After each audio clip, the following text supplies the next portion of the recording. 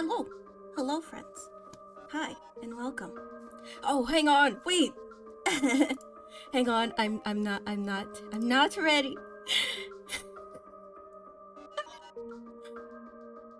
Where am I? Hang on. I'm pushing all kinds of buttons, and that's not what I wanted to do. Hello, welcome, though, to my room of horror.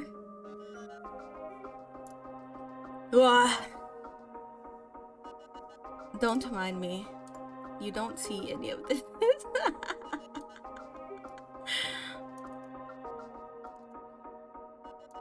I am a professional VTuber. Hang on one second.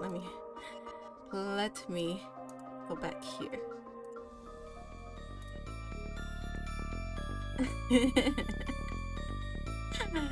Alright. Hang on.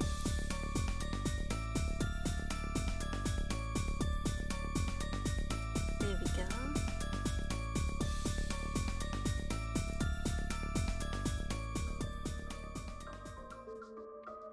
There we go. Professional streamer. Hi, friends. Welcome to my room of horror. Before we start, though, I do have at the bottom left, as you can see, my trigger warnings. None of these stories are really serious. But, you know, I just wanted to be sure that everybody is comfy here at Cappuccino. So, one second. The first story that I have. Basically, wait, hang on.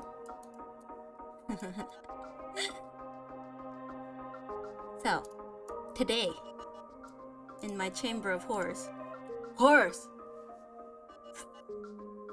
I will be reading love,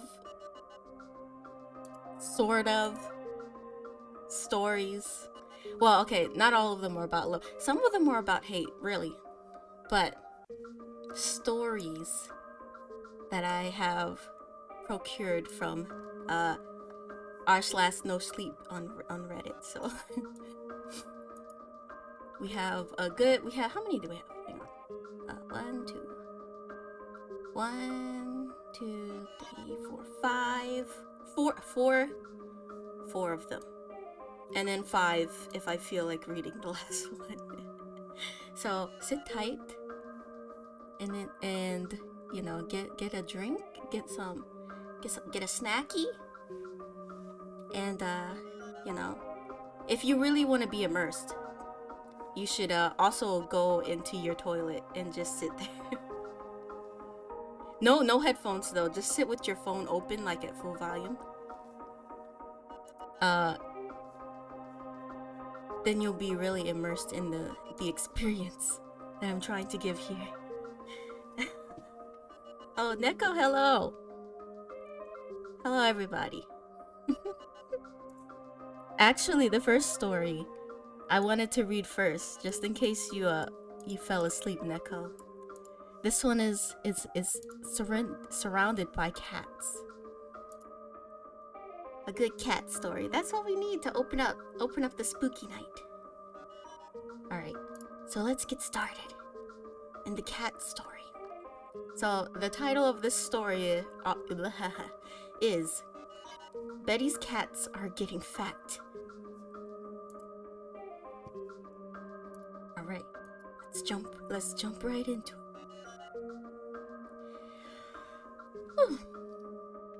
Betty is my neighbor, and has been for 27 years. She always had something to say about other people's businesses. Betty always had a particular way of doing it too. A way that just got under your skin like the prickly spines of a cactus. She sure had something to say when my husband took off with that younger girl he met at the bar. "Haven't seen Bobby around much lately," she said when hanging her laundry on the line one day. She said it from behind a pink towel that was blowing around in the wind, but I got a glimpse of that snide smile creeping onto her face. She was reveling in the fact that my marriage was dissolving. Jealous old woman. I fumed in silence and went on picking up the pieces of my life. Then, just a few months later, I got a knock at my door. There she stood at my door, grinning like a giddy child on Christmas Day. Her puffy cheeks rose as her smile widened, like she was proud of her yellow speckled teeth. "Got your mail at my place by accident, Holly." Betty offered me my mail, ripped open at the top. Was reading it by accident, thinking it was mine, but thank God it's yours. With that, she handed me the letter from my doctor's office and sauntered back to her house. I knew she had read it, my diagnosis, but thank God it's yours. Her voice swam around in my head as I read the crushing news. I always loathed that nosy woman, and the way she picked at people. Everyone in our neighborhood did. Betty always played the role of the innocent cat lady, who meant no harm, though there was a method to her words that skirted the line between naive and downright evil. "So calm and quiet this summer," she said to Miss Miller a few doors over one day. Might seem like a pleasant observation, but she said this after Miss Miller lost her daughter and grandchildren in a terrible fire. They hadn't visited that summer to splash out in the pool, all screaming and giddy like they had the past 5 years in a row. I heard the tragic news a few days earlier, and I knew Betty had too. I watched Miss Miller break down in tears in the middle of the street before running indoors. Once again, I saw that sinister smile creep onto Betty's face, raising those wrinkled cheeks and lighting up her eyes. It was then I had enough of Betty. Pretty sure we all had. An idea clawed its way into my head, an idea that grew until it developed into a routine. I watched Betty's house from my bedroom window through the blinds. I began to learn her schedule. When she'd be out each day for lunch in town, when she'd visit the park each week, and the salon once a month. I cut up some fatty, raw steak and brought it to her house once she'd driven off. I then made my way over to her house and dished a dozen or so morsels of the raw meat through her cat door. They all came running, all 14 of those cats. Some orange, some calico, some black, and some white. All rushed over and began to feast in a ravenous frenzy. They barely touched their bowl of dry cat food, so I reached in and took the plastic bowl and emptied it out in the trash. I made feeding Betty's cats a habit. Every time she got in her car and drove off, I'd walk over and deliver the fresh red meat. The cats would shove each other aside to get to the cat door, and they'd feed voraciously, their primal urges drawing them forth and dilating their slits of eyes. Each week, I'd toss out the dried cat food and head back home. For weeks I did this. I'd stare out my window and watch the cats slinking about in her living room. They'd look plump and happy. That's when I changed course. 2 months into my duties of head chef for Betty's cats, I stopped bringing meat. Instead, I'd wait until she drove off. Then I'd walk over with nothing but a plastic measuring cup. I'd then reach in and remove a scoop or two from the large cat bowl, just enough to keep them lean and hungry. Each time I took a little more until they began to hiss and scratch at my hand when I reached in to chip away at their food supply. They were getting more aggressive, and that made me smile a bit, like Betty might when feigning concern for one of the neighbors' misfortune. Yes, Nick. Soon. Those cat... No. No. It's open, chat. Let me double check. Yeah, it's open. This time, I did not mess that up. Alright, where was I? Soon, those cats began to howl at night. Something awful. It was a sickening sound that curdled my blood and raised the hairs on my arms. I'd lift the curtain of my window and peek into her living room and see the cats wandering around, thin and bony. That is the sound that those cats made at night. A few nights I saw Betty's lights come on, and I'd hear her yelling at the large group of felines. I began to hear that growling and hissing responding back at her. I slept soundly those nights.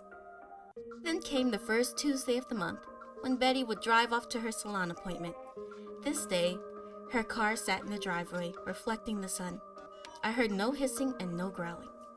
Then I saw a plump tabby perched in the window. Its fur stained red. It brought a smile to my face. It's been a week and Betty's car is still sitting in her driveway. A few white splats of bird poop have decorated her windshield, and that made me smile. She sure would be pissed off, but I have a feeling she's not going to the car wash. I'll likely call in the next few days to ask for a wellness check. But not right now. Right now, I just want to savor the moment and watch Betty's cats leisurely mosey about, well-fed and content. And my lord, those cats are getting fat. I'm sorry you couldn't chat, Big Boss Ras. My bad. I don't know why. It wasn't in follower only. Twitch was just being weird. But yeah. The cats ate the old lady, if you didn't get that. The Cricketoon cats. But welcome those that joined while I was reading. Yeah, so I'm reading scary stories that I found on r/no sleep. But not too scary. I kind of wanted them to be a bit humorous, so. Twitch, please. What the heck? Okay. Hey, Blitz. Spoopy for Neko. You can't imagine eating an old lady, Neko? With 13 of your other bros? Doggy. Oh my gosh.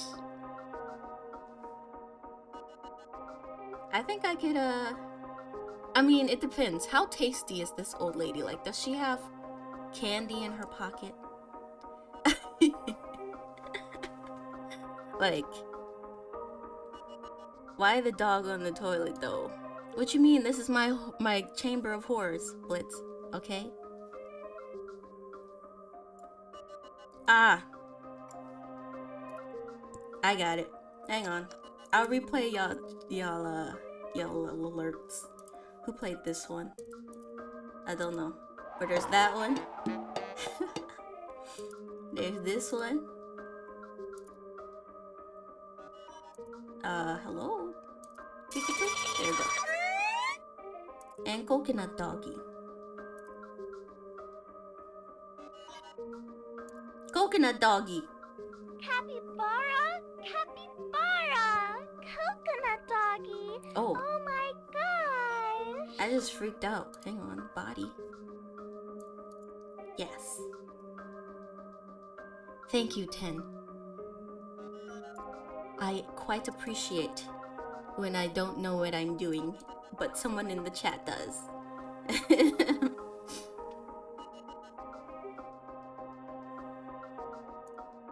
Alright, let's go to the next story. The next story, I don't have these in order, so I have to actually remember what the names are. Hang on. Oh, the cat, okay, so the cat lady story was by Mr. Michael Squid on Reddit. I'll also post the story. Oh. I shall... There we go. Alright, let's go to the next one. The next one is called I created my perfect artificial soulmate, but he's more than I expected. And it's by what is your name? Like I did, but I as in E-I-E. Like I did. Alright, let's read the next one. Alright. Wait, is this the right one? Yes, it is. Okay. I've never cared too much for Valentine's Day.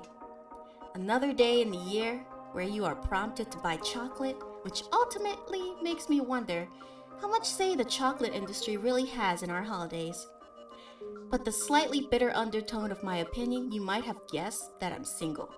My last relationship was a while back, and while I've dated here and there, nothing really stuck. This one I can't even blame on the people I've dated. It all comes down to me. There was just nobody I felt I really clicked with, and honestly, I've been feeling pretty alright with it. I like having my own space, and I like being in charge of every moment of my life. Having a partner can often come in the way of that, but after a year, or has it been a decade already, of self isolating, even my bitter soul is starting to feel a sense of bitter loneliness. The kind that chocolate can't sweeten. It's a little last minute, however. To find love for this day, going on the internet wasn't really helping me either, when all you see are perfectly filtered pictures of happy couples. So, yes, I used a tool to create a perfect soulmate. And why not? It's not as if I've got anything better to do. I found the site about a week ago and did it mostly for fun and giggles. Could be interesting to see what some artificial intelligence assumes my perfect type would be based on information that I feed it. Somehow, like a small personality test, finding me a perfect match that doesn't exist. So I answered the questions, picked options out of alternatives, it fed me, and was presented with my soulmate. Not a real person, of course. This wasn't a dating app. My soulmate was entirely artificially created. First, I had to choose the ideal age range for my partner. 24 to 30 seemed fitting and broad enough as well. Second, I picked male as a gender for my partner and what I'd be looking for. That question wasn't easy to answer because, as I said, I hadn't been looking for anything serious in a while. However, if I was looking for a true soulmate, then it may as well be someone for life, I suppose. I suppose. Totally hypothetically, I took these questions far more seriously than I should have. Not really sure what I was expecting out of it, but it did teach me a bit about myself, I guess. Maybe I was ready for something serious. What exactly was I looking for? The options the app gave me weren't entirely matching my wishes, but I tried answering what I think fit best. Some questions were certainly a little odd, but I figured if this tool was computer generated, maybe it just didn't make sense at the time. At that point, I was far too invested to stop, however. More regular questions included whether I preferred humor over looks, or what kind of vacation I preferred. The rather odd ones asked me if I wanted to be buried with my partner one day, or whether I wanted my partner to blindly follow anything I wanted. For example, if he'd remove a person not to my liking. In hindsight, I should have simply stopped there. You don't really expect there to be consequences for some online tests, though. I finished the last question and was presented with my perfectly comparable artificially intelligent soulmate. Matt, 28 years old, likes Tarantino movies and going climbing. His face looks somewhere in between pretty and uncanny. I believe they use this person does not exist.com or something similar to generate him.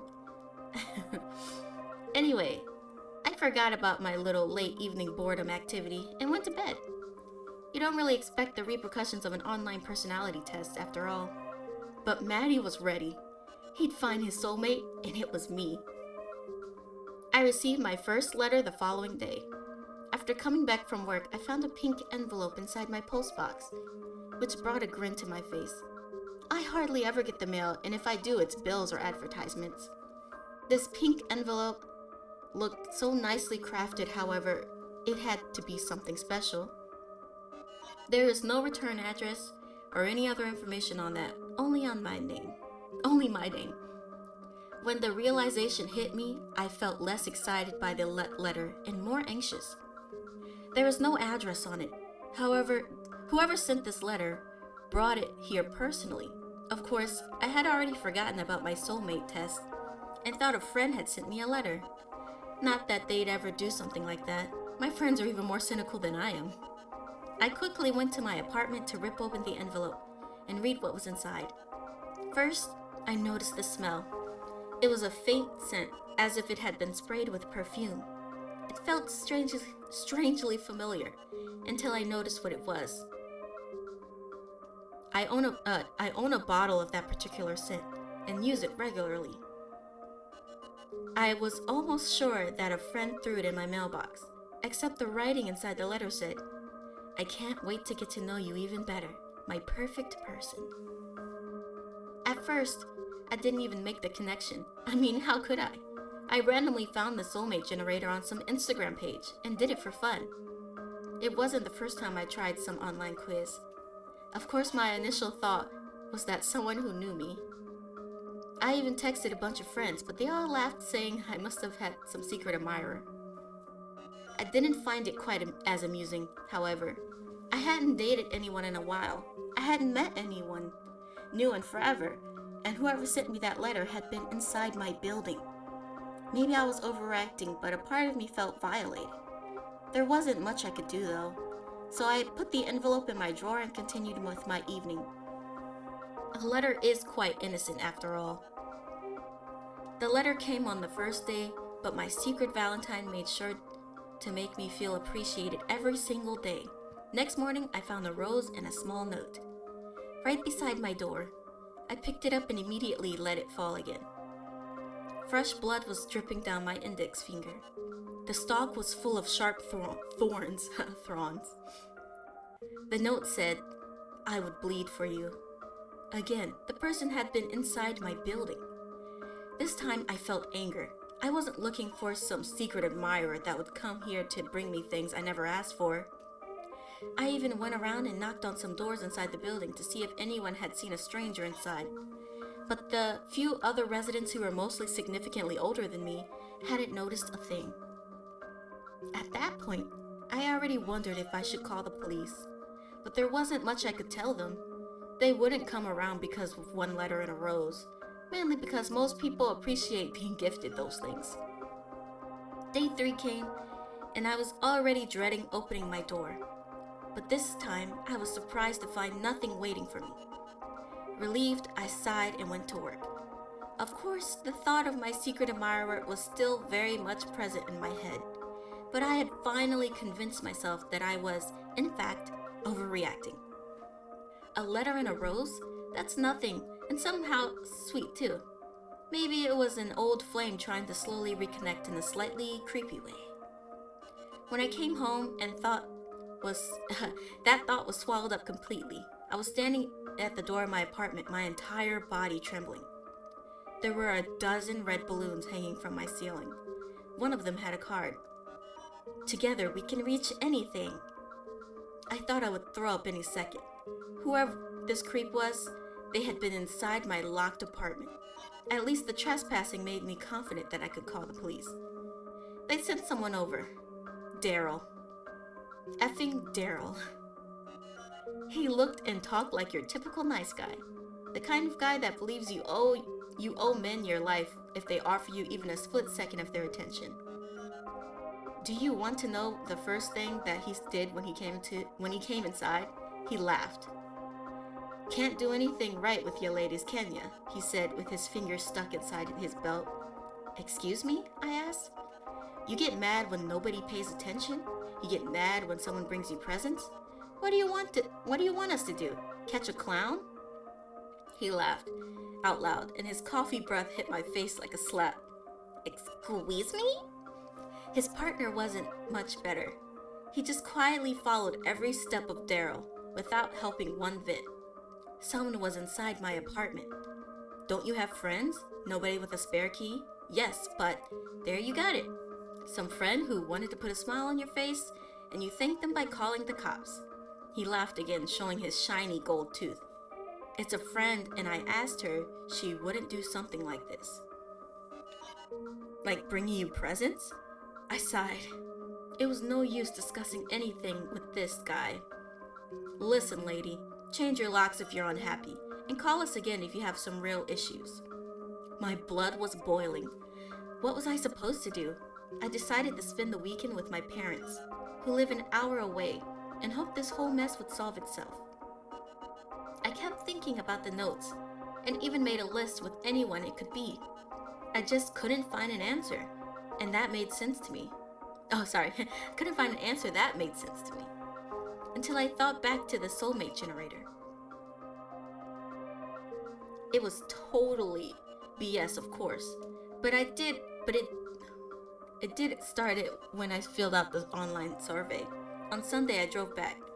I wasn't planning on staying inside my apartment alone, as I was still a little freaked out, but I needed some clothes and other stuff before going to work tomorrow. It was Valentine's Day.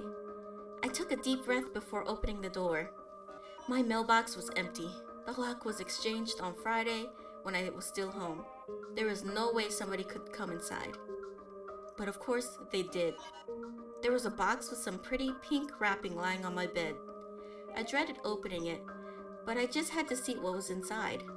My entire body was trembling out of anticipation and fear. I almost felt relieved when I realized it was a box of chocolates, although they were shaped very strangely with many bulbs. I broke open one of them and found something shiny inside. A freaking golden tooth. I automatically dropped the box and the chocolates broke open on the ground, revealing a red gooey substance inside. I had already grabbed my phone to call the police before hitting 911. I looked at the card that came with the chocolates. Happy Valentine's Day, my love. You know I would kill for you. You asked for it, and I will do anything for you. Love, your perfect match. A quick online search showed me what happened.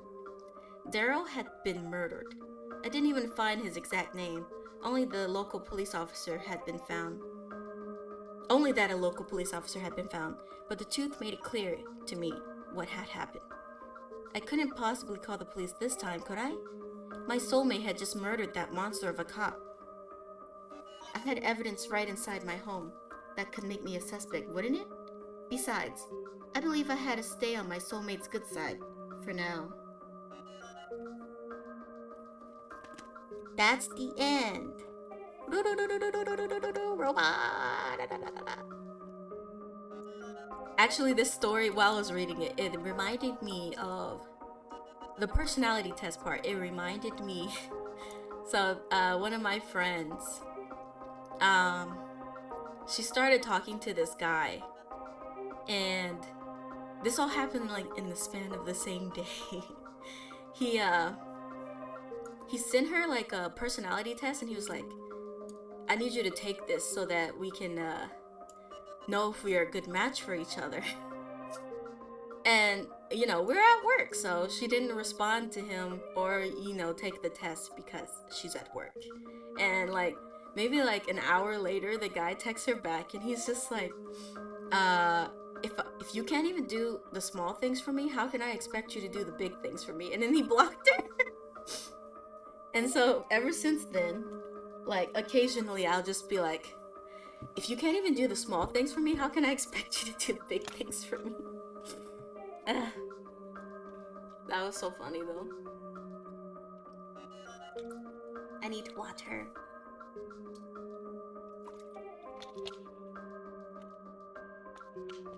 I think even in that situation, well, I don't know. I was gonna say I'd still call the cops, but maybe I'd put in an anonymous tip. I don't know if I want the cops around my house, to be fair. Alright, give me 1 second, friends, and we will get to the next one. Oh, let me share that one. Hang on. Which one was that one? This one.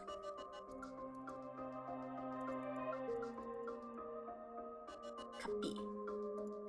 Thanks like I did for the cool story. Also, I didn't even ask this in the beginning of the stream. It's been a minute. Is audio okay, you guys?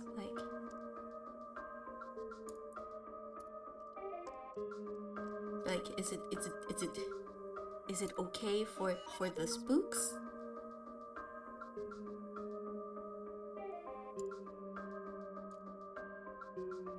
Just let me know if like the music is weird, like too loud or too quiet.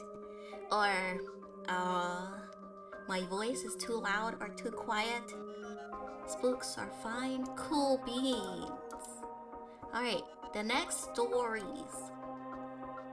I tried to pick like animal related stories. Unfortunately, I could not find a capybara story. I really looked hard. And then all the rat ones were like weird, so I was like, nah. We'll just do we'll do some other animals, like one that I don't trust. So the next story is I think I'm dating a goose. And I also looked for a goose sound alert, and none of them sounded good.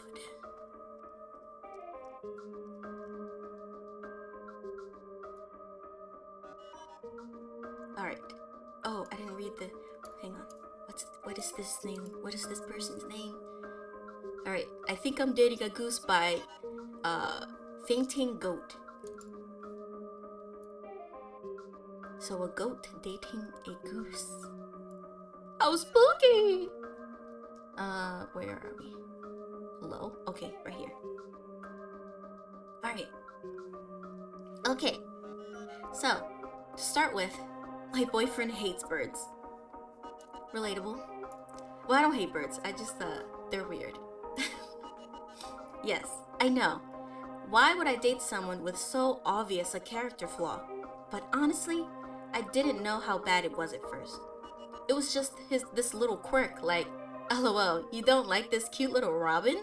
Who doesn't like cute little robins?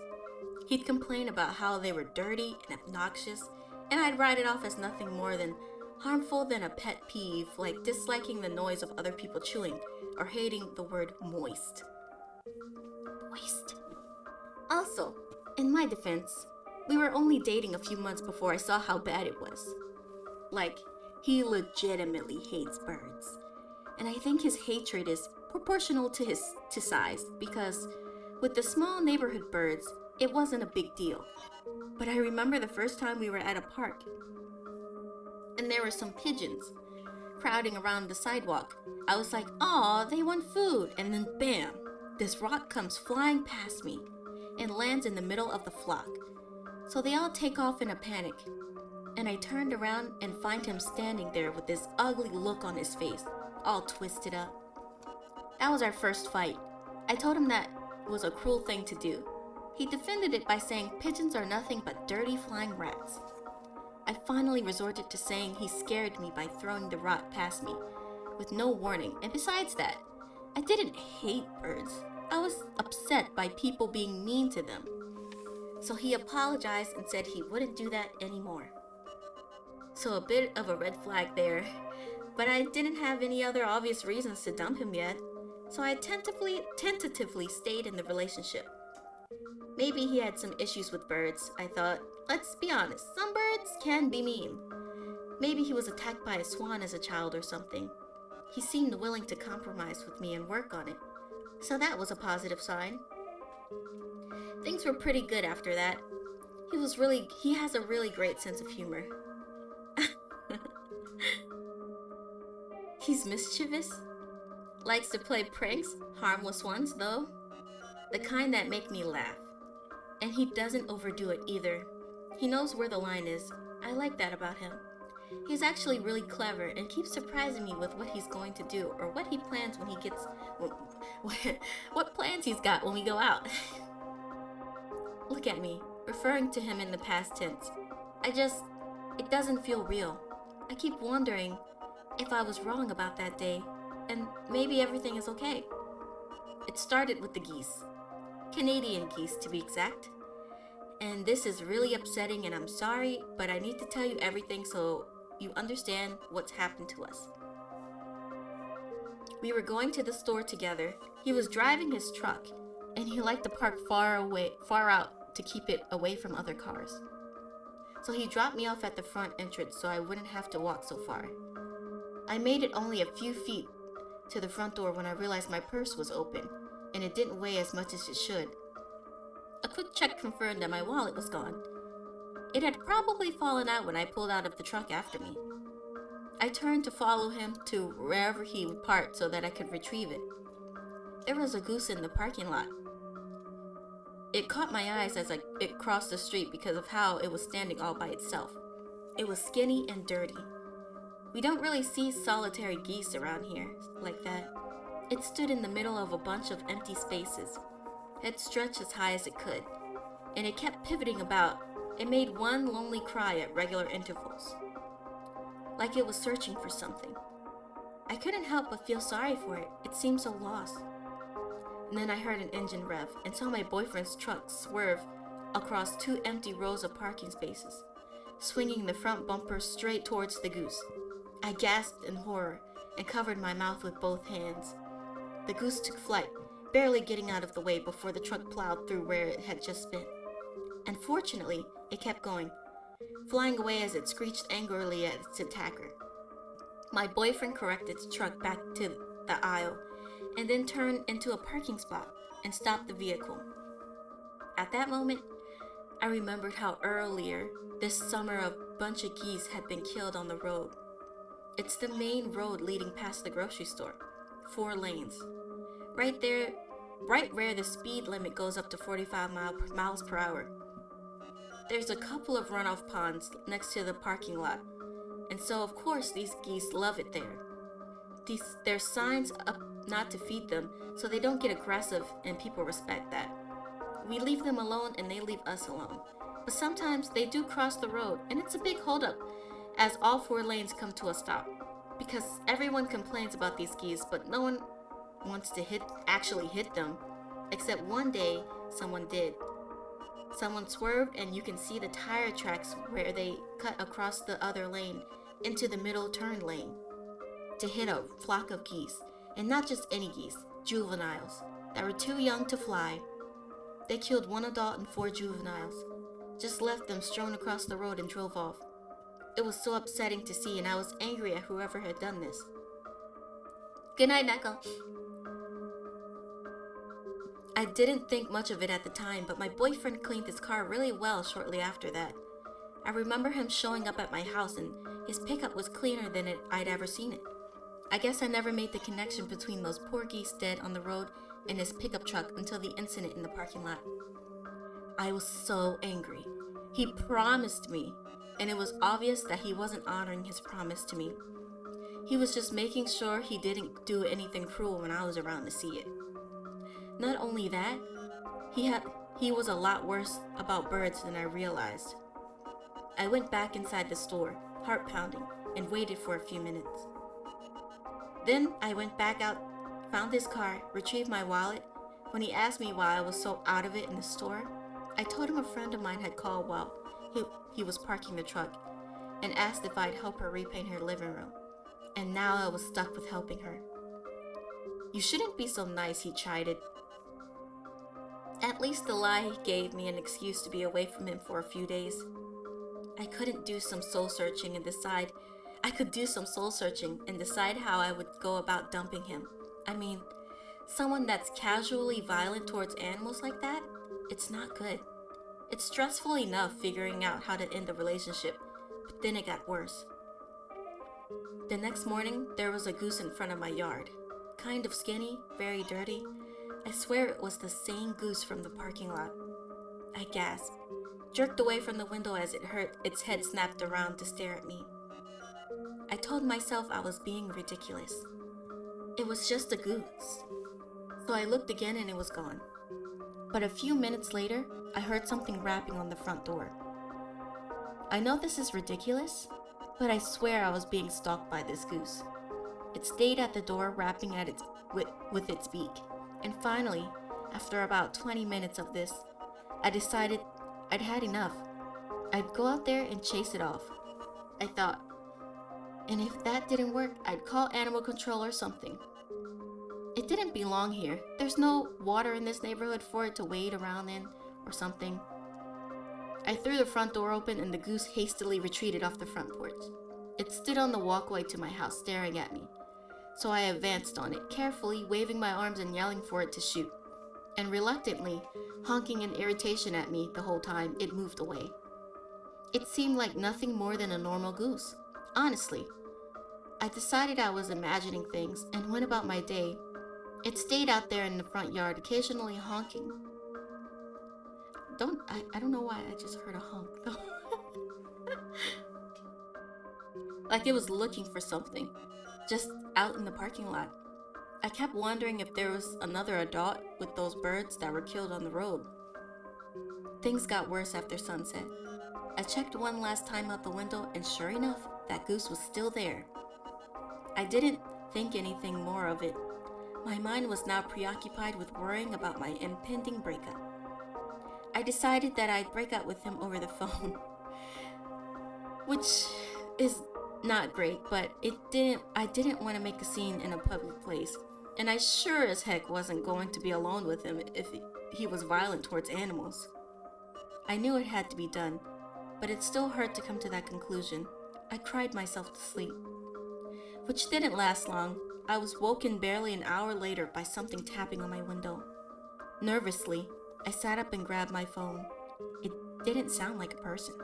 It sounded like the goose. Like when it had been wrapping its beak at my front door. But why would it be doing that my window at night? Reluctantly, I raised the blinds. My heart hammered in my chest, and staring back at me through the glass was the goose. Only its head was visible over the edge of the window frame. "Go away!" I shrieked, and lowered the blinds again. But it didn't. It kept tapping. I moved to the living room to sleep on the sofa. It followed me, rapping on the window there.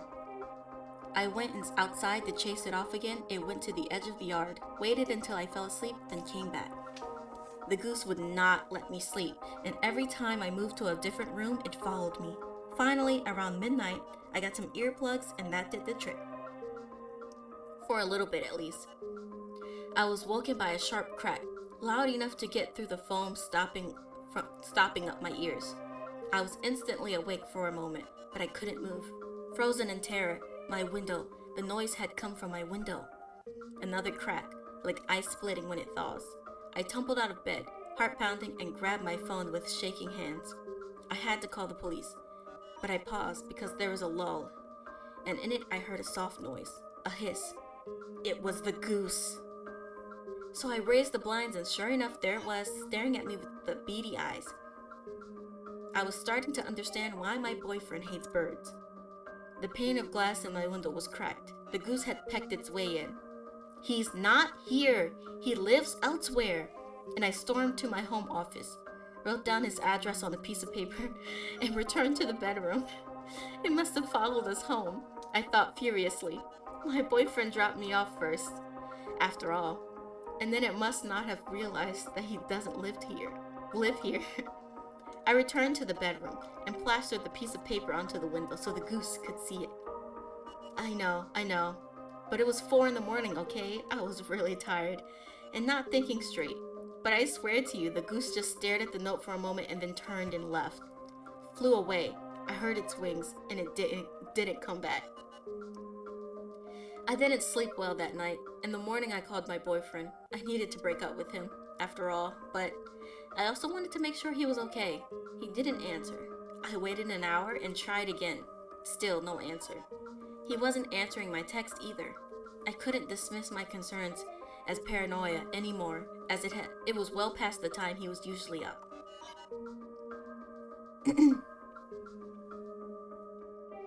I'd just swing by and check on him. I thought I'd pick up some coffee on the way over and pretend it would surprise him. Then I'd leave to help my friend paint and break up with him that afternoon. I just needed to make sure. After the night I had, I was a bundle of nerves. He lives in an apartment, and it's a decent place, cheaply built, of course, but it's new and everything is sleek and modern looking. He's on the 3rd floor. I climbed up the exterior staircase and knocked. No answer. So, I let myself in. He gave me a key, fairly early in the relationship, maybe hoping I'd give him a key to my place in exchange. I never did. My standards of trust are a bit higher, I guess. There was a horrible smell in the air. I almost gagged.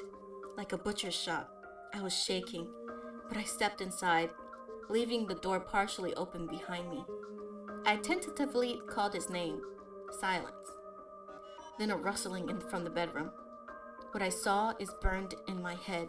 I'll never forget it. It's the one thing I keep clinging to. When I think perhaps this was all just some strange dream, I was there. I saw him. Or rather, that what was left of him. The window was broken. The glass lay strewn all over the floor, and he lay face down on the floor, his skin deflated like an empty sack. There was a slit all along his back, where the spine used to be, and the rest of him was piled neatly on the floor, a heap of muscles and organs and bones. His brain was near the bottom of the pile, shining slickly in the sunlight. His skin rustled. There was something inside it. It was frozen in place, standing in the doorway. I was frozen in place, standing in the doorway. Too terrified to move. I don't even remember what I was thinking at that moment. It was like everything had shut down, and I could only remain petrified, watching as his skin jiggled and swayed like something was crawling around inside of it. The slit along his back slipped open. I saw what was inside. The goose. But it wasn't a goose any longer. Its body was growing, the skin splitting apart to reveal sleek muscle beneath. There was no blood, like this was a planned transformation, like a caterpillar emerging from a cocoon. Its feathers molted and its hind legs cracked open, stretching downwards to slip into my boyfriend's empty legs, like it was putting on a pair of pants. Its wings shifted out to either side, the primary feathers separating like fingers. Then he raised his head and smiled at me. The same smile he gave me every time he gave me when he was up to something. I was finally freed from my trance. Panic took over. I fled the apartment, fled to my car, and was down the street before I realized it. I couldn't just leave like that. My boyfriend was dead. Something was inside him.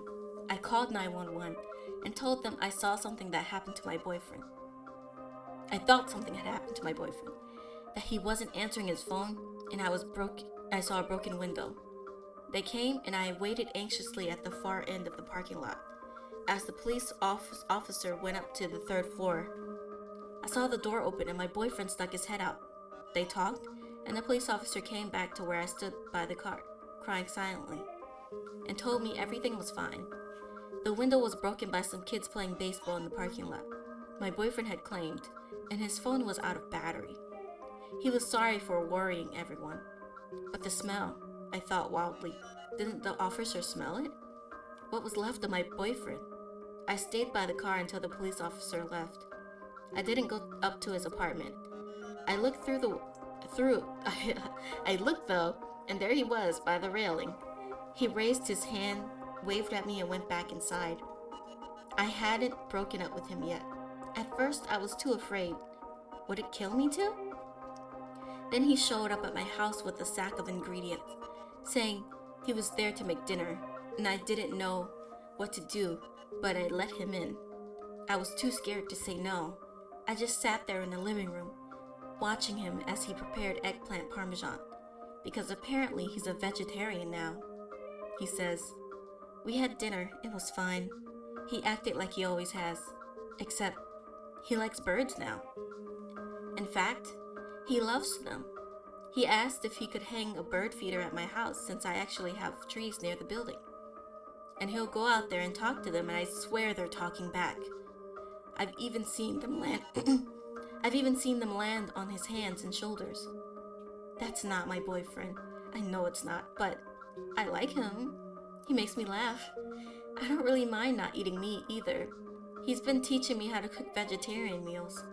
Sometimes I see him look out the window though, towards the sky, and he looks sad. Then he realizes I'm watching him and smiles and acts like nothing is wrong. Sometimes I look at him and I see my boyfriend's bedroom again, covered in blood. I see his smile staring up at me from the floor as the rest of his body wriggled and writhed as its new occupant put him on. My chest feels tight and I feel numb. And he, that thing, takes my hands and tells me that it's okay now, that he loves me, and I'm too scared to say what I can't. Keep acting like he isn't something else. And now one of my friends let it slip he's been asking about my ring size. I don't know what to do. The end. That was I think my boyfriend. Jesus. Let me share the linkies. My fainting goat. Fainting goat. Where are we? Right here. Twitch.tv. That's where we're at. Alright. Is my stream alright, you guys? Like, it's I mean, I just want it to be good. I want everyone to have a good time.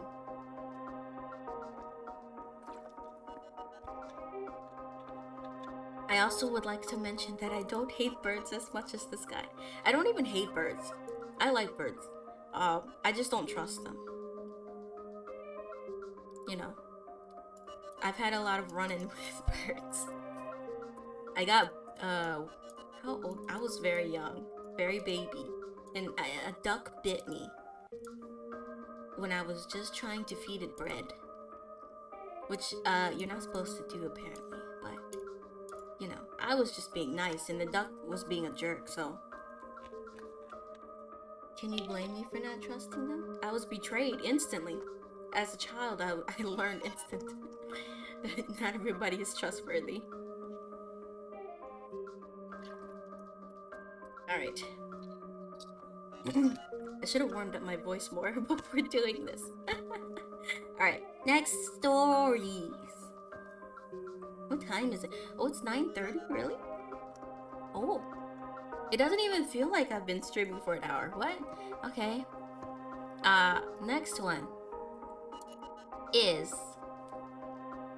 by Delicious Hot Dog.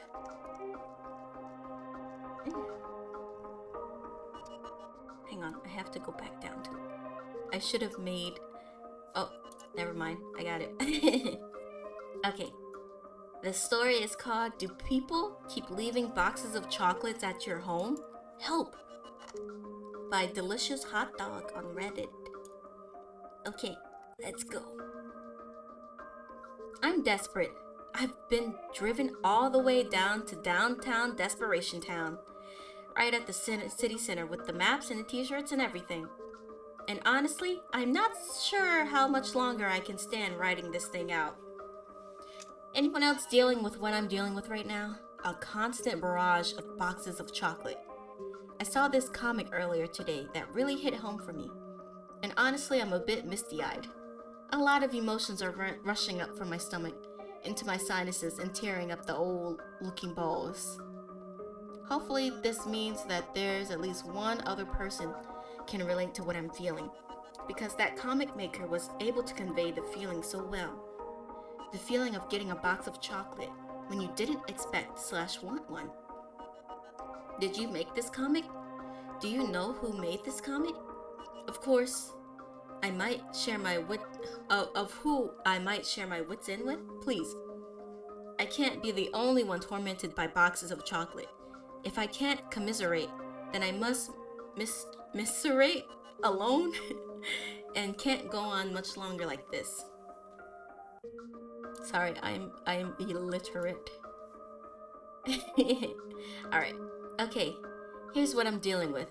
Even as I type this flyer, ad, plea, I find chocolate in my house all the time. I have no idea who drops it off most of the time, and when I do see who dropped off the chocolate, I only catch a glimpse of their backside as they scurry away. I'm just left standing there in my blue lounging robe, utterly befuddled, because I feel like...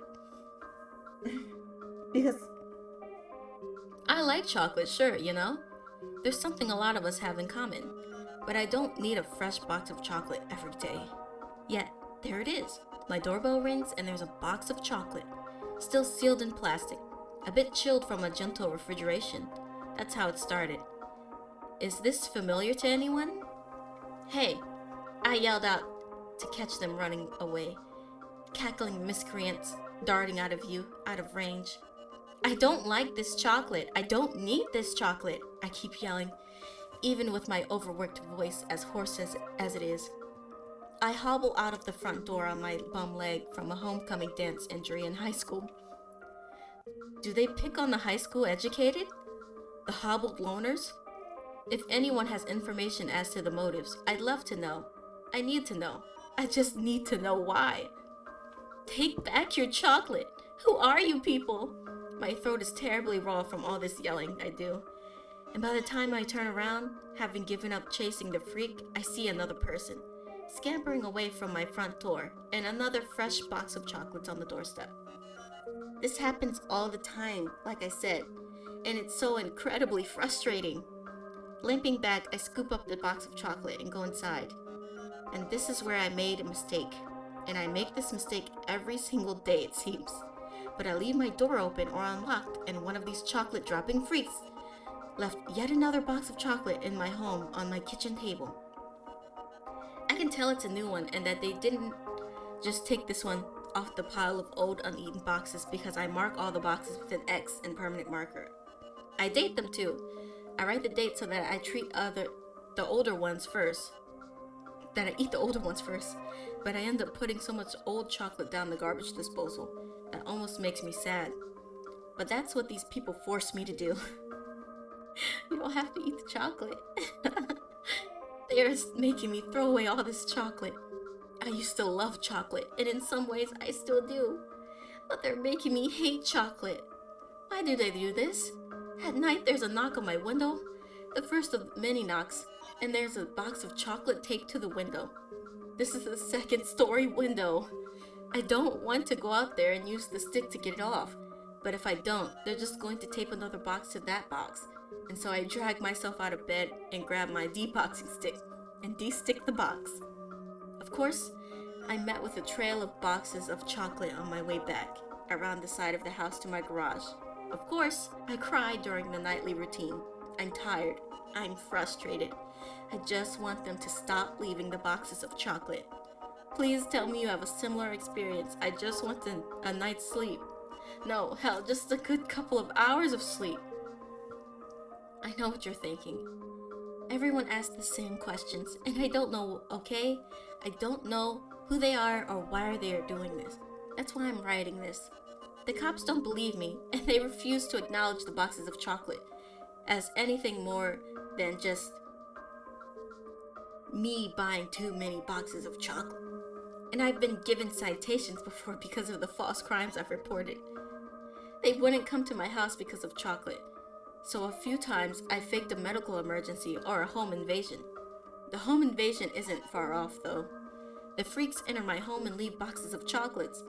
This is clearly criminal behavior and motivated by some sort of discrimination. I am a victim. They leave me at the police station to go when I go there. And no, I don't just let the boxes pile up outside my house because then the raccoons get to them. They're worse. They're mean-spirited and much worse. The chocolate at least tastes good. Someone drew raccoons on the comic I saw, and the one I mentioned earlier. Did you draw it? You're dealing with the same person, then yeah? Please contact me. Help me understand. What few friends I keep in touch with have abandoned me. They all call me crazy. They've seen the people leaving the boxes of chocolate, though. They've seen the pile in my house. How am I the crazy one? I had one friend, Jay, only for a few hours. Just a few hours where he gorged himself on chocolates. And we watched the people sprint towards the house bubbling over with mischievous giggling and drop another box of chocolates off at my doorstep.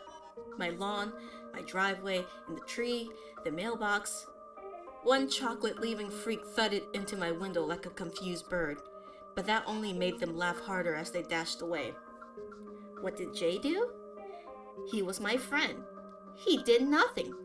He said I ordered too much chocolate online. I don't order anything online. What was he talking about? I can't trust anyone.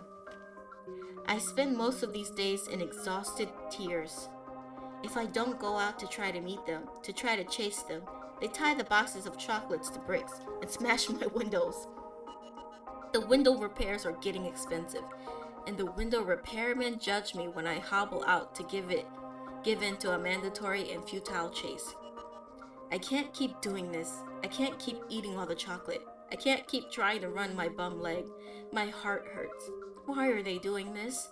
Is there a leader? An organization? You know, don't you? Contact me when you see this flyer. I'm hoping I'm not the only one, the only cursed by whatever it is happening to me.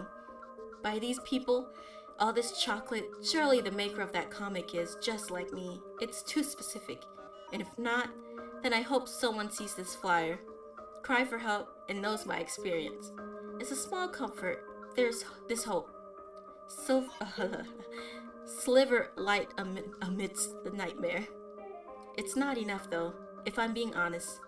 There'll be another box of chocolate soon enough. Because there always is. I just want it to end in one way or another. Please contact me if this has happened to you. That is. You people keep leaving boxes of chocolates at your home? Help. There was a comment that I saw on this one. Hang on.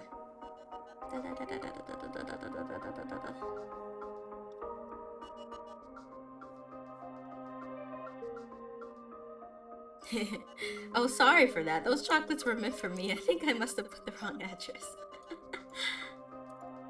Whoops. Alright, so here is the link to that one.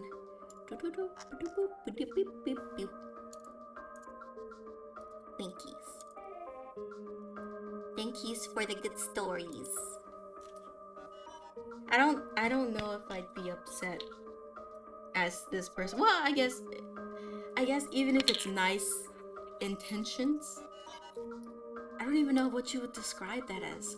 Like, it's a prank, but it's not a prank. I don't know. It's like sending pizzas to people's houses. Like, it's a prank.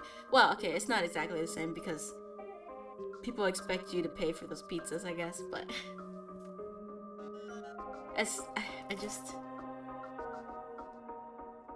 I don't know how I'd feel if people were mass leaving chocolate at my door. I don't know what kind of thing, like, what would I be okay with if they left? Well, I'd be okay if they left money, at my door, but, what else would I be okay with? If they left the figurine that I've been looking for, that would be nice. In the box, in new condition, thank you. What else would I want? I mean, if they're feeling generous. Here's my address. Alright, hang on. I need some water.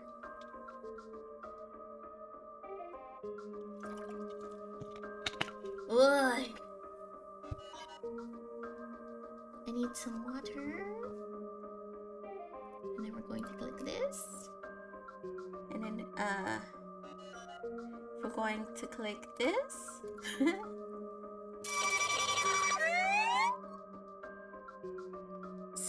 Unfortunately, there was no Cricket 2. Hang on. Actually, Pokemon.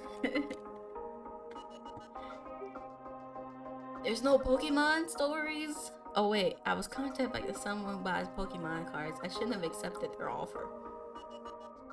While I was playing Pokemon Go, I discovered my AR function was a portal into an alternate reality. Why I don't play Pokemon Go anymore, part 1. Someone's haunting me through Pokemon Go. There's Pokemon Go once. I should have never played Pokemon Go. Why you should never play Pokemon Go at midnight. Pokemon Red and Green. I saw a ghost on Pokemon Go. Okay, so there's Pokemon Go ones. There's no Cricket Tune, no. I can't, hang on, I can't actually spell Cricket Tune. I'm pretty sure in the alert it's spelled wrong too. That's not how you spell it, right?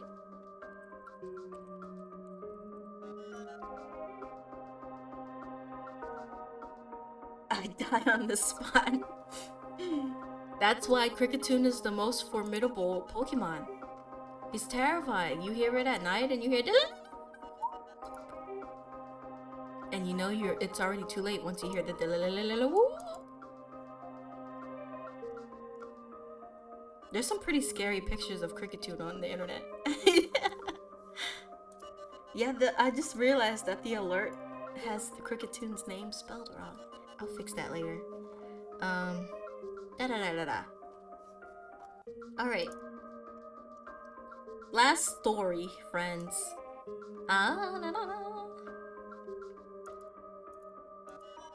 This one is quite long. Hang on. How many pages is it? Oh my god.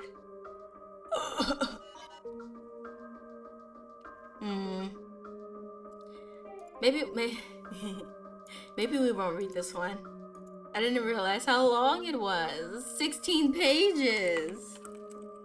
Alright, let's read one of these Pokemon ones that I see. Or which one has the most upvotes?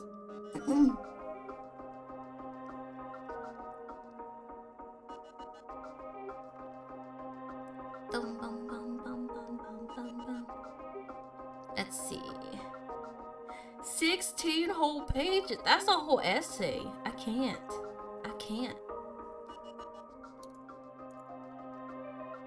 Or this one just says Pokemon. Oh no, this is just a paragraph. I need more than that. I just don't want to read 16 pages. The one that I am not reading, it's called Milady. And you can probably guess what kind of story that is. How long is this one?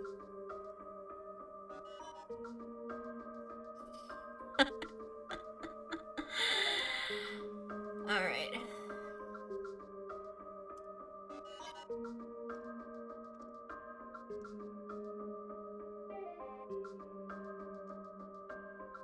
That one is not going to work for me, unfortunately.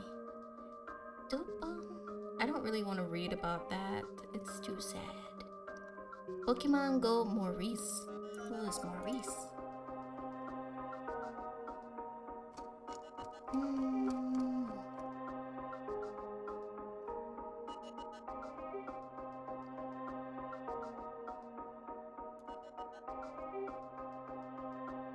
Alright. This is the one we're gonna read.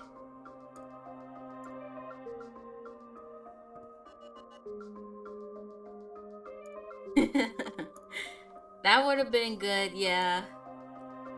Even in No Sleep though, there's so many that are just like a paragraph, and I'm like, I thought the point was to tell a story.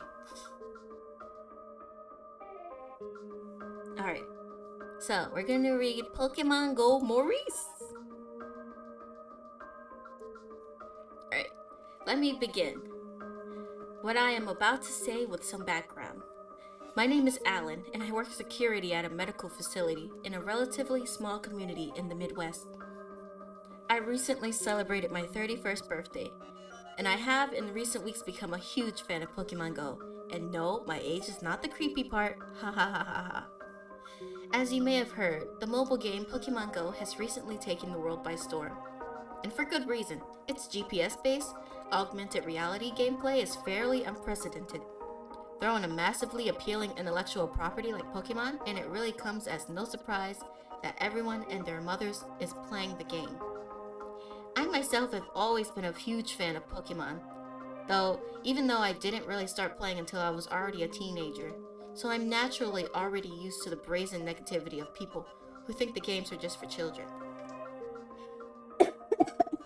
Sorry, I'm dying.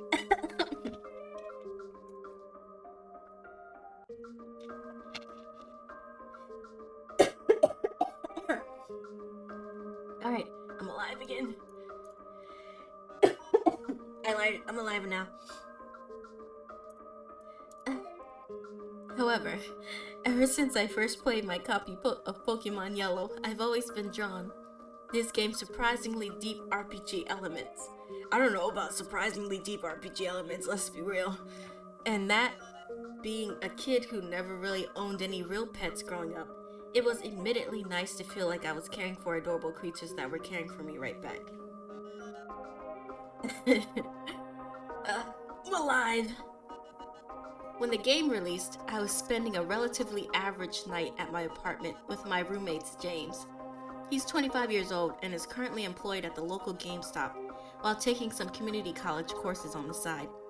In my experience, he is generally an incredibly nice and even-tempered guy.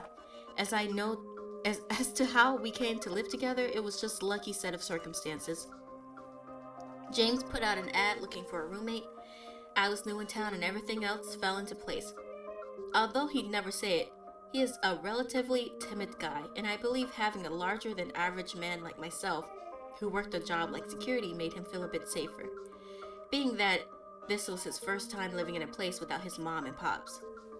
He offhandedly mentioned the new Pokemon game that was coming out specifically for phones, as we were munching on a pizza while flipping through channels on TV. In between periodically making snide remarks about all of the pathetic guys on the most recent season of The Bachelorette. Yeah, a bunch of people came into the store talking about it. I never really liked Pokemon or phone games, so it's not for me, James grumbled in between inhalations of marinara and mozzarella. For whatever reason, just hearing about Pokemon gave me a euphoric rush of nostalgia. It'd been a while since I'd played Pokemon X, and despite hearing a few mentions of the new Sun and Moon games, I suppose my interest in the series had been waning, and I'd completely missed any announcements about the release of Pokemon Go. I quickly pulled out my iPhone to download the app, and was immediately hooked. From catching Squirtle as my starter, to running a few blocks down from my apartment to the Pokesite Jackpot that was the local park, I was completely caught up in the Pokemon fever for the first time in almost 20 years. Perhaps it sounds pathetic, but that feeling of being a teenager again and having a responsibility to raise these creatures that I had caught almost tangibly in my own world was immense. This game had given me something that I didn't really have in my life at this juncture, and it sincerely felt wonderful, as childish as that may sound. I played the game nonstop for the next few days, even taking the game to work to occasionally farm Pokesites while making my patrols around the hospital.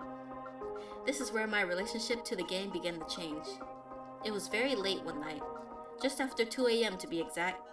At this point in the game, I'd caught just about every Pokemon available locally, so rather than track Pokemon with the footstep tool, I decided to just catch ones I happened upon while the app was open, if only for the sake of farming that precious Pokemon candy during the graveyard shift.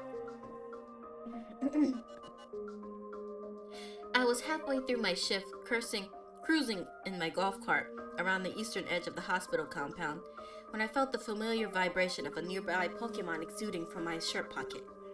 I pulled under one of my nearby street lamps in the adjacent parking lot and pulled my phone out to see what Pokemon I'd stumbled upon. Apparently, I had already clicked on the Pokemon's location on the GPS because when I first looked at the screen, I was already at the catch scene with the familiar face of a Ghastly taking up nearly the entire screen as his eyes echoed harshly throughout the desolate parking lot. I was taken slightly aback, but only for a moment as I shook my head realizing I had inadvertently flipped my phone out of the silent mode. Perhaps to some this would be quite unnerving, but I was used to the buggy nature of catching screen zooming up, even past Pokemon, especially in AR mode at night, which was always a little sketchy, and I honestly thought nothing of it. Despite the apparent glitchiness of the scene at first, I calmly threw a Pokeball and caught the Ghastly with no real difficulty at all. Everyone at his job, they're just gonna judge him. I can't believe you play Pokemon Go. I calmly threw a Pokeball, and I play Pokemon Go at work too. Threw a Pokeball and caught the Ghastly with no real difficulty at all. I was then taken to the status screen, where I could finally see the CP and other stats of the new companion. The feeling I felt at this screen is very difficult to explain. Pokemon had been a constant source of joy in my life, but upon reaching this one screen, it had brought me something it had never made me feel before: discomfort. Let me start by saying that there are a lot of mysteries in Pokemon Go that have yet been solved by players. So if this is something that I can potentially happen naturally within the game, please let me know. That would be a great relief to me. The Ghastly had been caught already with a nickname. It was named Maurice. Again, this wasn't shocking. It just, for whatever reason, made me feel violated, like something unnatural was happening in my interaction with this game. My interaction with this creature. Everything else about Maurice seemed normal. His height was normal, weight was 0.11 pounds, which registered as extra small, but again was fairly common, at least among the Pokemon that I'd caught. His CP or combat points were at 293, which wasn't strange to the slightest. His moves were Lick and Sludge Bomb, which were perfectly normal moves for Ghastly. To put it simply, everything was normal except for his name. The feeling of discomfort or whatever reason began to mount inside me, and I closed the game and made my way back to the security office in a mildly distressed cold sweat. Back in the comfort of my security office, I sat across from my colleague Andy, who was half asleep posted in front of the security monitors. I quickly roasted up a Keurig pod and sipped down some liquid motivation, not caring that it singed me a little on the way down. Singed me, sorry. I began to relax a bit, leaned back in the chair, and reopened my Pokemon Go app. I opened the Pokemon screen with that oh so beautiful bit of hope inside, longing that when I viewed my available Pokemon, Maurice would not be there, proving to be an apparition of my 2 a.m. imagination. I let out a short, frustrated sigh when I saw Maurice smile at the top of my recently caught Pokemon list. For whatever reason, I was less bothered by this now and started kicking around the idea that something good had in fact happened.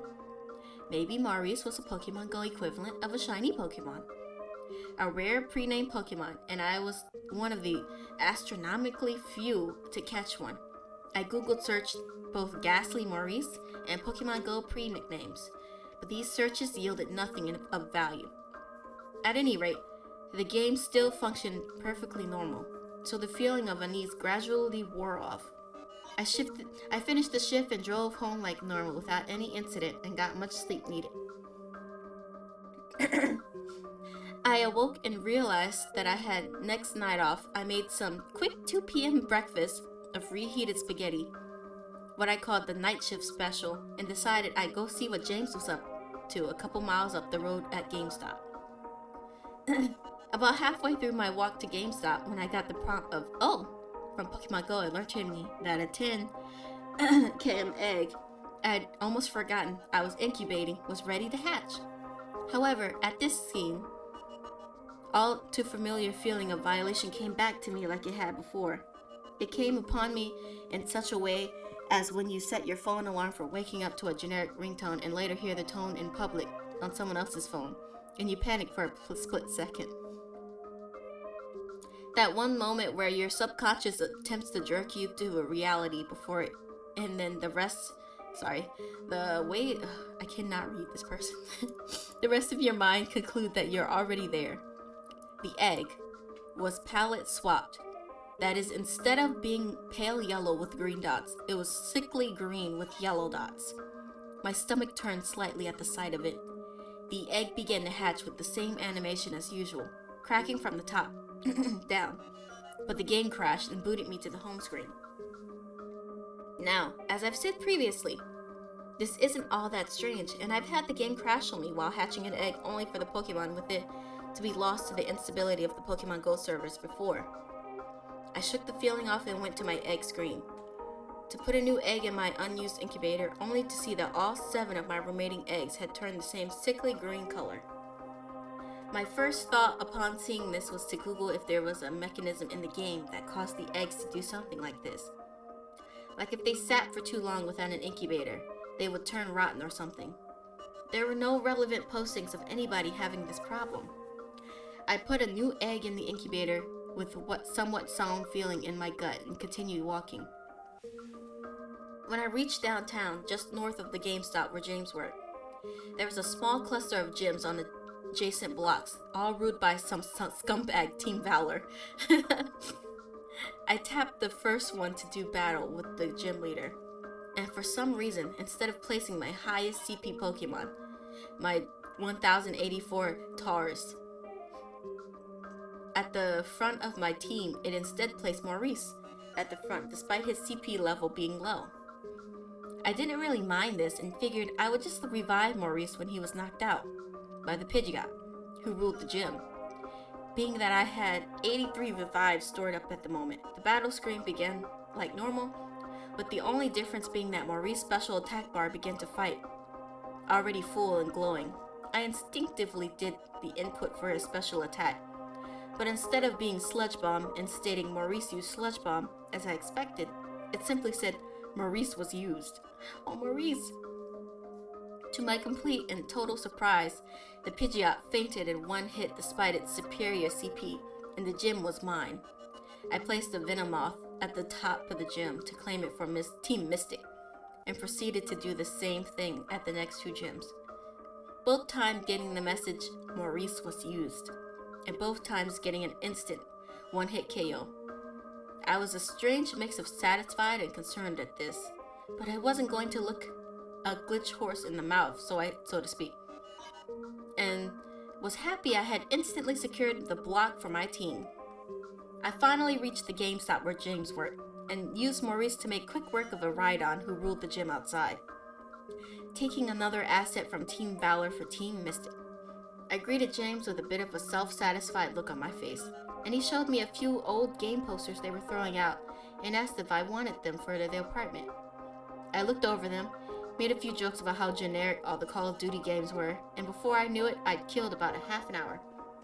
It was at this point that some kid, probably 18 or 19 with patchy facial hair and glasses, walked in, phone in hand, asking who's Luffy821 on Pokemon Go. I was a little surprised to hear my Pokemon Go avatar name getting spoken so aggressively, but I calmly greeted him and said, "What's up? That's me." The young man walked over looking quite frustrated and began to inquire, "What did you do to my Pidgeot? What did you do to my Rhydon? I can't revive them, and you're the one who took the gyms they were at. What did you do?" His tone was angry and threatening, which I was not going to take from this kid, so I told him to crawl. I can't read, so I told him in a cross tone, "It's probably the service, dude. Calm down." I don't know whether it was my size or him acquiescing to the fact that the servers were typically unstable, but he backed off and left the store in a hurry. James made a joke about me starting a turf war, claiming I needed to stop doing drive-bys on gyms. We both laughed and apologized for causing trouble. The walk home was a little somber. I kept thinking about how strange it was that the kid's Pokemon wouldn't revive. I was skeptical that Maurice had anything to do with it rather than just server instability, but I could feel the unease mounting in my intestines. What? That's where unease mounts, in your intestines? Just before dawn, when I was lying in my bed preparing to sleep for work, and following evening, I was awoken by the cry of a Pokemon and a light vibration on my bedside. I rolled over thinking I must have left the Pokemon Go app running, only to see that Maurice had somehow evolved into a Haunter. "What the heck?" I muttered to myself in a dimly lit bedroom. I rarely ran into Ghastlies, so I knew I didn't have enough candy to evolve Maurice yet. And furthermore, his CP only increased by 1, which was atypical for any Pokemon I'd evolved so far. Another oddity of it all was that despite being a Haunter, when I tapped the icon, it still made the higher pitched wailing of a Ghastly, instead of the more bassy cry of a Haunter.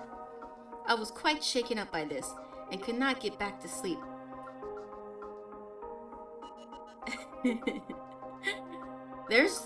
The Pokemon Go servers were pretty bad at the beginning. I remember waiting like 30 minutes to play every time I opened the app. And then it would instantly die, especially like that first day. Oh man, couldn't play Pokemon Go at all. Where was I? No, what happened to Maurice? Hang on, I read further down. I didn't have enough candy to evolve Maurice yet. Tap the icon, Ghastly, Haunter. Okay, I was quite shaken by this and could not go back to sleep. I attempted 2 things from this point. First, I attempted to transfer Maurice to the professor, hopefully removing him from my game and my life. Surely enough, this proved ineffective, as when I tried to transfer, I got the Maurice cannot be transferred due to an unknown error message. I was furious that the instability of the Pokemon Go servers had me questioning whether or not something paranormal was happening, due to their perpetual instability and my familiarity with the normalcy of message. When this avenue failed, I attempted to take screenshots of everything. Maurice and the green eggs, but all of my screen caps came back with a purple blur across the whole of the shot. Screen captures outside the app still worked fine, but even when I used my old DSLR camera that isn't on my phone to take pictures, I still got the same blur of purple over the phone screen. This was enough for me to believe that something was legitimately wrong, so I uninstalled the app and lied awake, breathing deeply, my phone bobbing in intervals on my heaving chest. I lay there for hours, but it felt like an eternity. Eventually, it was time to leave for work. I was relieved just to have something, anything to do that could take my mind off of Maurice. Work was going well enough. Andy was in rare form, talking and joking about a woman he was courting from out of town, and how he lamented that he had 3 children. Oh, that she had 3 children. He jostled a few laughs at me, and although I didn't usually enjoy working with him, I was glad he was able to put me slightly at ease with his buffoonery. In the middle of another one of his ramblings, we got a page overhead on the hospital's PA system for a code gray, which at our facility denotes a call for security in the east parking lot. Andy and I quickly ran to the golf cart, our adrenaline pumping as we floored it to the east block. We happened upon a scene of a woman with long black hair and a loose hospital gown struggling ferociously with 3 nurses. She wasn't a large woman, so Andy and I quickly subdued her, taking care not to get hit by her wildly thrashing limbs. In this instance, another cold glow of the orange parking lot lamplight, I noticed 2 things simultaneously. The woman's face was incredibly gaunt. Her every feature, line, and wrinkle extended almost cartoonishly in the dancing light and shadow. Her eyes widened and unblinking, fixed madly upon the night sky. The second thing I noticed is that she was not screaming gibberish, but rather one word, or rather one name repeatedly, wildly, her vocal cords tearing like strands of hair ripping raw from scalp. The cries for Maurice bounced off every available surface in the barren expanse of the parking lot. It was at this time that the nurses were able to sedate the woman, and her jerking body sputtered to a halt. The parking lot grew completely silent, gave the gasp of the exasperated hospital staff, and myself and Andy voraciously devouring the crisp night air. The baseline of silence was broken by the familiar cry of a ghastly shrieking from the mall, which was my front shirt pocket. Everyone jumped a little, but quickly wrote the noise off as a ringtone or notification beep. I looked down confusedly into my pocket, wondering where the noise had come from. From considering that I had uninstalled the game, only to have the woman spring from her relaxed state, both her hands fixed upon my pocket, which lay over my heart. The insanity and malice emerging from her eyes seemed almost to exude a scream in itself. The heavy bags of black dropping beneath them, lying in relaxed contrast to the intensity above. I was overcome with absolute horror as I found her eyes were no longer gazing at the sky, but peering into my soul. Her screams no longer echoed without aim as scattered waves throughout the lot, but drove the piercing precision of a needle directly into my eardrums. I froze up completely, but luckily the other staff and Andy were able to sedate the woman, and before I could really process the situation, she had been carried back to the facility and by Andy and the nurses. I remained in a state of total shock. Okay, we're almost done. I was like, I remained in a state of total shock, completely alone in the hushed silence of the barren parking lot. For at least a few more minutes, I remained there, just staring at the shadow. Just staring at the shadow I cast amidst the glowing orange of the pavement. Eventually, Without much of a word or thought, I sat back in the golf cart and waited for Andy to emerge from inside. After what felt so too long a time for the sun not to rise, Andy emerged, asking if I was okay. I shook my head purely on instinct, and Andy drove us back to the office. Though through the new now lifeless parking lot, although along the way back, Andy explained that the woman was on a hold in our postpartum unit after losing her would-be son after an over 9-month long pregnancy drove her into a state of near homicidal depression. My inner wheels began to turn again at hearing this. My mind had thawed from its iced state, now flushed with blood, and pondered what exactly was happening and what it all meant.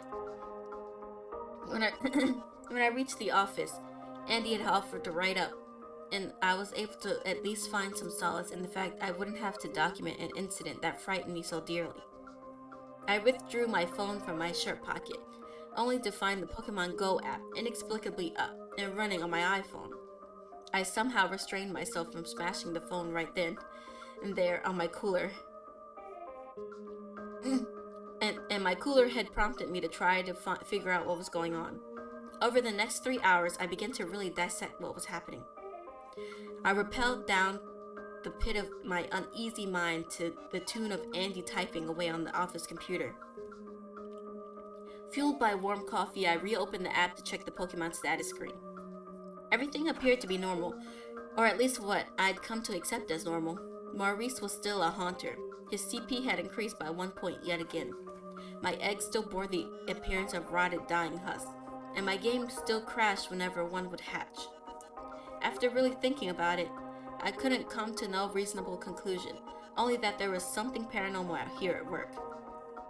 I don't believe in any sort of thing, but it's happening to me, so I don't have a choice. I wouldn't say I'm believing it, more that I don't have a choice but to experience it. When I arrived home, I set my phone on the bedside table, only to have Maurice's cries wake me with a start anytime I came remotely close to sleeping. They were endless, it seemed, until I picked the phone up and they finally stopped. The app would reopen any time it closed. Somehow running without using the battery, the only thing that would keep the cries silent is to hold the phone closer. After several hours of this torment, I finally fell asleep. The crying only pacified as long as I held the phone close to my bosom. I awoke with a rare and much-needed breath of calm. The early afternoon air was welcoming and warm. My phone was still on and glowing nestled in my chest. I got up and quickly trying not to stir anything or anyone within the device. I quietly prepared for work and left the phone sitting on the bed behind my closed bedroom door. It was a much more calm day at work. Apparently, earlier in the day, they had transferred the insane woman to a psychiatric facility just outside the town. A little after midnight, we all got a call to the office asking for me. I was immediately perturbed. Considering how insane my life had gotten the preceding days, there was a part of me that just wanted to run away screaming. For whatever reason, I held my ground as my colleague handed the phone to me. As I turned the earpiece upward to my ear, my stomach flipped in similar fashion, as the most pessimistic part of me had suspected it was something serious, and something no doubt related to Maurice. The police were apparently at my apartment after responding to a call from James saying we had a break-in. I called my boss and headed over to the apartment as soon as he gave me the go-ahead to leave work. When I arrived, I was incredibly relieved to see that James was okay. Or perhaps I should say physically okay. He was sickly pale despite the multicolored lights which illuminated him. Propped up against the wall adjacent to our front door, I immediately hugged him, and he explained what happened. Oh my god. We're almost there. We're almost there. According to the police, the woman from the hospital had escaped the psych facility in the earlier evening after grievously wounding 2 guards. The police were aware that she was involved in an incident with me at the hospital the night prior, but could only attribute her finding the apartment to perhaps her seeing me near or around the apartment somehow, before her descent into madness. I, however, knew better, and James corroborated my theory. He claims he had recently gotten home from work when he heard a light pressing or tapping against the front door. He claims that when he looked out the peephole, he didn't see anybody, but he did hear what sounded like humming, which he described almost as a lullaby coming from near the ground just on the other side of the door. He then claims he was startled by what he described as high-pitched screams that sounded like they were in 8-bit, coming from just beyond my bedroom door. Apparently, he then began to hear scratching at the front door, and he peered through the peephole again, only to see a black void at the back of my mouth, at the back of a mouth, absolutely wailing the name Maurice. He said he fell back away from the door, caught between the deafening roars on each side of him. He quickly called the police and was apparently found curled up on the kitchen with a knife in hand, hardly able to speak. I'd always felt it was a burden to live only a block away from the police station, but in this case, I was immensely grateful. I asked the police what they did with the woman, and they shook their heads explaining they had to use force, and she was killed in the incident. After about another hour, the police had concluded, and James' parents had called for a taxi to come pick him up just to get him away from the apartment for at least a few days. I apologized to him and couldn't shake the feeling that this was my fault. He claimed that none of that mattered and that I should stay away from the apartment too. He then began to sob uncontrollably. I hugged him to tell him that everything would be okay and that none of this was his fault. He looked up at me shaking like a child and said words which still haunt me to this day. It wasn't crying, the yelling woman, or the gunshots. He grabbed my shoulders and pulled me in his quieting tone, his eyes darting around nervously, as he didn't want some nearby entity to see him, as he told me something. It was the laughing. After she died, such loud laughter. And then got into his cab and drove off into the night, leaving me alone with Maurice. I re-entered the apartment, my pulse pounding in a frenzy, and made my way to the bedroom. It was completely dark throughout the entire apartment. The small beacon of digital limelight emitting from the microwave, completely helpless against the overwhelmingly thick blackness. I was somewhat shocked to see the phone lying on the bed, lifeless for the first time in days. I hit the power button and was greeted by the icon denoting that I needed to charge my iPhone. I desperately wanted to claim some relief from this. One part of my life had returned to the realm of normalcy and feasibility I'd gotten accustomed to after 31 years of life. I plugged the phone in and flicked on the light. I was initially startled by a shape in the corner of the room, which after a split second of mental processing, I recognized to be my own shadow. I smiled and let out a sigh and felt endless. After 3 days of absolute torture, I felt like I could finally breathe again. After a few minutes of charging, I turned the phone on, and in the ultimate act of hubris, I opened Pokemon Go. I checked the Pokemon tab, and I almost wept at the sight. Warm tears of pure joy streamed down my face at the sight of the perfectly normal 296 Gengar. I laughed nonstop for at least a couple of minutes, and then immediately sat down and started typing this. Remembering these events, I'm again starting to feel troubled and suffocating fear and dread. I can't shake my recent realization that Maurice's CP increased exactly 1 time per day at the same time after midnight, almost like a counter. The woman was over 9 months pregnant, roughly between 270 and 290 days. The average baby is born in about 296 days gestation. I am here at my computer in absolute terror, realizing this, and all I can think about is Gengar's Pokédex entry from Pokemon Silver. To steal the life of its target, it slips into the prey's shadow and silently awaits for an opportunity. I've been sitting here for hours, afraid to turn around, my shadow never leaving the corner. Da-da-da-da! We did it! Pokemon Go, Maurice. I feel bad for Maurice. He didn't do anything. He just cried. Yeah, I mean, some things could be cut out that I feel like, yeah, and they do add a lot of like descriptor words, and I don't really feel like you have to do that to sound Like, some things can be redundant if you explain too much. Sometimes it's better to just leave the imagination. Like, obviously don't be too vague, but you don't always have to like handheld people in a story. You know? Because sometimes the mystery is good. But anyways, let's see who's online. Let's see who we can oh, I don't know why furry is trending on Twitter, but yeah. Let me see who is streaming right now. We go Twitch. Please Twitch. Okay. Let's see.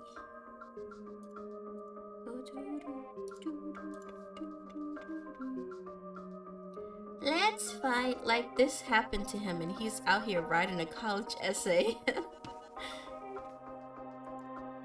I mean, but is it more of an essay than the milady? I don't know. That actually might have been around 16 pages too. Yeah.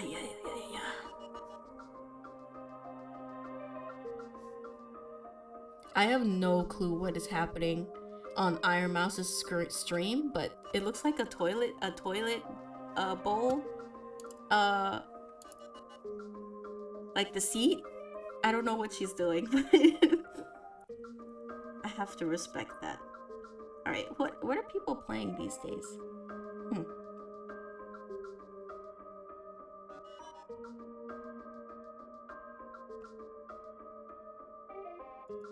Who is streaming?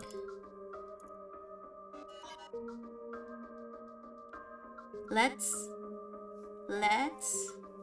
raid my friend Secretly Viola. Doop. She is playing Legends of Zelda Skyward Sword. Always a fun time. Thanks for hanging out with me, friends. And everybody that dropped by. Yeah. I just arc that is lost. Let's go. Yeah, I just I had an idea for this. This wasn't exactly like how I wanted it, but you know, I still had fun. I definitely it's something I want to improve upon, like my reading. Like I don't know if I was going too fast or too slow, but yeah. I definitely want to work on it and try to do another one that's like more curated with like, I don't know, some of the best in the stories biz. But anyways, thanks for joining me. I love you. Goodbye. Yeah. Thanks. I appreciate the honesty. I'll do my best next time. Okay, goodbye. I love you.